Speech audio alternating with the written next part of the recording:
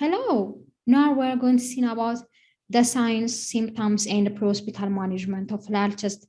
Flail chest results during chest trauma, and we call it the situation flail chest, while there is adjacent two or more broken bones and if there is respiratory distress. This flail chest develops hypoxia due to ventilator insufficiency and due to pulmonary contusion. Ventilator insufficiency resulted because of the affected or the broken bone and the adjacent muscles were not working perfectly and adequately, and pulmonary contusion resulted because of the broken bone may contused or traumatized the lung tissue. And there is maybe a bleeding from the alveoli, and there may be a trauma to the lung tissue, and this leads to vascular shunting of the oxygenated blood, and this clearly affects carbon dioxide and oxygen exchange, which was normally took place on the alveoli. Let's see the signs and symptoms. The first one is bruising. As you see the picture below, there is a discoloration of the skin, and this clearly indicates that there is a bleeding under the skin and there is some kind of trauma inside to the respiratory system. Since there is a broken bone, the patient may complain huge amount of pain. And while you are palpating the affected area, the patient complains pain and you call it tenderness. While you are palpating the affected area, there may be a bony fragmentus and we call it this situation bony crepitus. Paradoxical chest movement, even if it's a less sign, it's a pertinent clinical finding to diagnose flail chest. When we say paradoxical chest movement, it's expressed like the inward down of the chest while the patient is inhaling and raise of the chest while the patient is exhaling.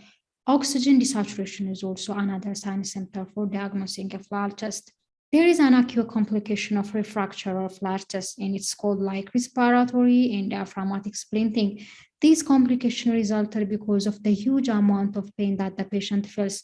In order to prevent the chest movement and in order to lessen the pain, the patient starts to withhold breathing, and this situation brings respiratory and diaphragmatic splinting. And this leads to a very huge complication, which is called like atelectasis or alveolar collapse. Let's see the pre-hospital management of flail chest. The goal of the treatment for refracture is to relieve the pain and also to promote pulmonary function. Preventing the pain is very mandatory because since we can't prevent the pain, the patient started breathing and there will not be risk of diaphragmatic or respiratory splinting, and we can avoid the risk of atelectasis or lung collapse. In order to promote pulmonary function, we have to assist the patient with ventilation, with high concentration supplemental oxygen, and the provider should establish vascular access because not only flail chest patient, for any trauma patients, vascular access should be secured because for any trauma patient, since there is a risk of bleeding, the patient may need blood or food resuscitation in the near future. You have to encourage the patient to cough and to breathe deeply because this exercise will promote the chest exercise and the risk of atelectasis and lung collapse will be highly avoided. Providing analgesics also somehow helps the patient to lessen the feel pain.